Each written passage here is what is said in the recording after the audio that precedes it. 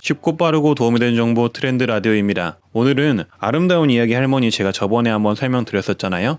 근데 이제 아름다운 이야기 할머니가 오늘 18일부터 모집을 시작하게 돼가지고 아름다운 이야기 할머니 신청 방법을 한번 제가 말씀드려 볼까 합니다. 일단은 모르시는 분들을 위해서 간략하게 설명드리자면은 아름다운 이야기 할머니는 하는 일은 유치원이나 어린이집에 가서 아이들에게 전통 이야기를 들려주는 일을 합니다. 지원 자격은 만 56세 그리고 74세 여성까지가 가능하고요. 그리고 수당은 1회 파견 1시간 근무 시 4만 원입니다. 그러니까 한 번 갈 때마다 4만 원이고 1시간 정도 일을 한다는 내용이죠. 그리고 주 2, 3회 정도 활동을 한다고 합니다. 그리고 활동 기간은 보통 5년으로 하고요. 그리고 이후에는 평가를 통해서 연장 여부를 결정한다고 합니다. 그러면 만 74세 여성 같은 경우 어떻게 하냐? 결론적으로는 80살까지 일을 할 수 있다고 합니다. 참고를 해주시고요. 그리고 아름다운 이야기 할머니 사업에 신청 공고가 떴으니까 네이버에서 아름다운 이야기 할머니 사업이라고 검색을 하셔가지고 들어가시면 됩니다. 바로 위에 아름다운 이야기 할머니가 있죠. 이렇게 들어가시면은 아름다운 이야기 할머니 선발 공고가 이렇게 나와 있죠. 그래서 바로 클릭해서 들어가시면 됩니다. 보시면은 선발 공고가 굉장히 길게 있는데요. 다른 거 보실 필요가 없고 내려가지고 여기에 자세히 보시면은 이야기 할머니 원서 작성 방법하고 아름다운 이야기 할머니 선발 공고 및 지원 서류가 있습니다. 여기서 지원 서류를 클릭해 주세요. 지원 서류를.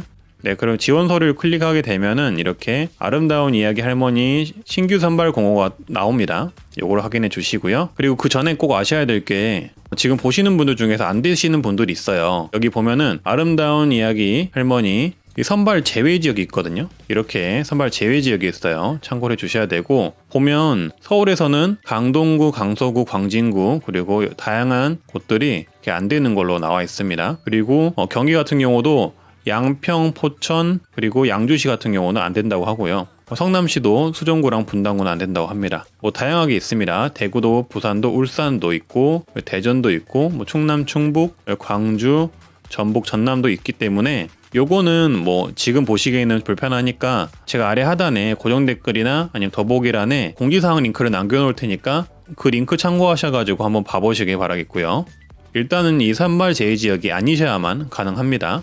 네, 그리고 선발 인원은 500명 정도 모집을 한다고 합니다. 수도권, 경상권, 충청권, 전라권, 제주도 이렇게 해가지고 500명 정도 모집을 하고 작년에는 500명씩 해가지고 1000명 정도를 모집을 했는데 올해는 상반기에만 모집할 것 같아요. 참고를 해주시고 그리고 일단 아까 말씀드렸듯 만 56세랑 만 74세 여성분이 가능하다. 그리고 주민등록상 기준도 한번 확인해 주시고요. 그리고 이제 접수 날짜는 1월 18일부터 2021년 2월 21일까지 가능하다고 합니다. 그러니까 적어도 2월 22일까지는 도착을 해야겠죠. 그래서 접수는 방문, 우편, 이메일 접수인데 아마 우편이 여러분들한테 편하실 것 같고 우편 주소 또한 지금 공지사항의 서류를 한번 확인해 주시고요. 그리고 이메일 주소 같은 경우도 제가 체크를 해놨는데 이렇게 이메일 주소도 참고를 해주세요. 만약 이메일로 보내실 분들은 이렇게 이메일 주소를 알고 계셔야 합니다. 어차피 이것도 이 공지사항에 있는 서류에 다 있기 때문에 걱정 안 하셔도 되고요. 그리고 제출 서류 같은 경우는 응시 지원서, 자기소개서, 그리고 개인정보 수집 이용 동의서 각 1부씩 내셔야 되고 나중에 그 초본까지 내셔야 되고요. 그리고 우대사항 같은 경우는 고정된 직업이 없는 분들에게 가산점을 부여한다고 합니다. 그래서 나중에 이제 가산점을 받으실 분들은 2차 합격 발표 후에 고용선제보험 자격 이력 내역서와 사업자 등록 사실 증명서를 반드시 제출해야 한다고 합니다. 참고를 해주시고요. 그리고 이제 나중에 선발이 되면은 선발 심사 일정이 있는데요. 신청과 접수는 말씀드렸듯 2월 22일까지 하고요. 그리고 1차 서류 합격자 발표가 3월 3일에 이루어진다고 합니다. 그리고 2차 면접이 3월 29일부터 4월 2일까지 가능하다고 하고 그리고 합격자 발표가 4월 14일 그리고 그 뒤로는 이제 5월부터 9월까지는 교육을 하셔야 되고 그리고 최종 합격자 발표가 9월 30일에 이루어진다고 합니다. 결론적으로는 무슨 얘기냐면 일단 접수를 하고 기다리셨다가 합격이 되면 결론적으로는 5월부터 9월까지 한 번씩 나가셔서 교육을 받으셔야 된다는 내용이에요. 근데 이제 이 동안은 아마 자주 갈 일은 없을 것 같고 가끔씩 시간을 빼셔가지고 참석을 해 주셔야 되고 진짜 활동은 언제 하냐? 진짜 활동은 2022년 3월에 시작한다고 합니다. 저도 왜 이런지 모르겠는데 아무튼 올해 뽑고 2022년 3월부터 활동을 시작한다고 하네요. 그리고 문의사항 같은 경우는 한국국악진흥원으로 하시면 되는데 보니까 여기 전화번호가 있어요. 전화번호를 문서를 통해서 한번 참고를 해주시고요. 그리고 말씀드렸다시피 다양한 교육을 통해서 진행이 된다고 합니다. 2박 3일의 합숙 교육도 있고 그리고 원래 교육이라고 한 달에 한두 번 정도 가는 것 같아요. 이렇게 가서 배우고 그 다음에 현장 활동 실습을 통해서 실습도 한번 해보고 이제 그 뒤로부터는 이제 내년부터 활동을 한다는 얘기죠.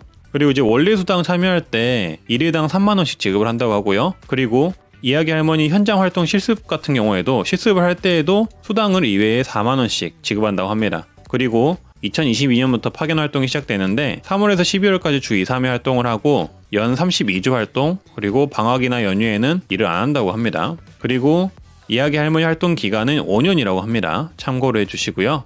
그리고 이제 쭉 내려보면 바로 이제 서류가 나오는데요. 이거를 작성하시려면은 차라리 다시 아름다운 이야기 할머니 공지사항으로 한번 들어가셨다가 아까 말씀드렸다시피 공고 서류 말고 그 위에 아름다운 이야기 할머니 원서 작성 방법이 있어요. 요거를 클릭해 주셔야 됩니다. 이 서류를 보시면서 작성을 하시는 게 더 빠릅니다. 그래서 저는 이미 다운로드를 해놨는데 이걸 보시면서 한번 하시게요. 그래서 보시면 아름다운 이야기 할머니 서류 접수 방법이 있죠. 그리고 우편 접수, 거의 대부분 우편 접수 하시니까 우편 접수 하실 경우에는 자필 작성이 가능하고 그리고 워드 작성이 가능하다. 그래서 본인께서 편하신 방법으로 내용을 작성해 주시면 되고요. 먼저 이제 작성을 하시기 위해서는 문서를 출력하셔야 될 거 아니에요.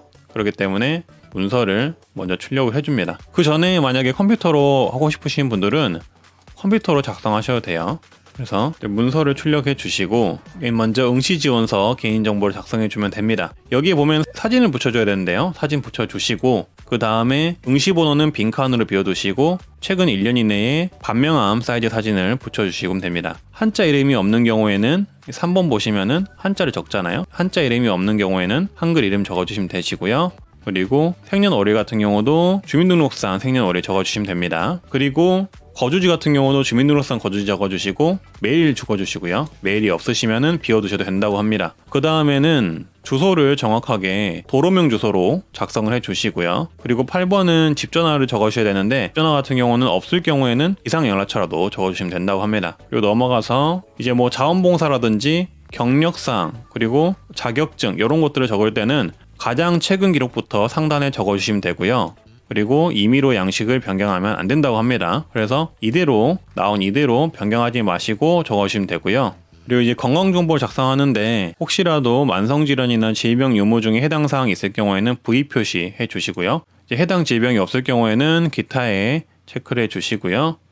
그리고 지금 고용보험에 가입이 되어 있는지 그리고 사업자 등록이 되어 있는지 체크를 해 주시고요. 그리고 이제 간단하게 지원 동기 및 경로를 체크해 주시고요. 그리고 제일 중요한 게 모든 서명은 반드시 자필로 작성해 달라고 합니다. 자필로 이 이름하고 사인 같은 경우는 자필로 해달라고 합니다. 말씀드렸다시피 필수 서류는 응시지원서, 자기소개서, 그리고 개인정보 이용 동의서, 주민등록 초본이 필요하고요. 말씀드렸다시피 서명은 반드시 자필로 해주셔야 되고요. 주민등록 초본 같은 경우는 과거 주소 변동 내용을 포함해서 발급을 받아주셔야 한다고 합니다. 전입일자가 표기가 되어 있어야 하고 선발 공고 후 전입하셨으면 지원 대상자가 아니므로 서류 탈락 기준이 적용된다고 합니다. 그리고 서류를 꼭 제때 내주셔야 되고요. 이제 이메일 접수 같은 경우는 보시면 지원서 작성 방법은 우편 접수와 동일하다고 하고요. 사진은 이미지로 삽입해도 된다고 합니다. 하지만 결론적으로는 모든 서류의 설명란은 반드시 자필 설명이 들어가야 한다고 하고요. 작성된 서류 같은 경우는 스캔하여서 이메일로 발송해야 한다고 합니다. 그래서 이메일 제목에 지역과 이름을 표기해야 한다고 하고요. 이걸 좀 참고해 주시고요. 네, 이렇게 오늘은 아름다운 이야기 할머니 서류 접수 방법에 대해서 알아봤습니다. 일단 아름다운 이야기 할머니 자체가 굉장히 인기가 있을 것 같아요. 작년에도 한 7,000명 이상이 이 지원에 몰렸다고 하거든요. 근데 지금은 아마 더 많이 몰릴 듯 싶습니다. 그렇기 때문에 서류 작성하실 때 꼼꼼히 작성하셔가지고 누락되는 경우가 없게 하시고요. 저는 앞으로도 이렇게 도움이 될 만한 정보를 전달하는 트렌드 라디오가 되도록 하겠습니다. 감사합니다.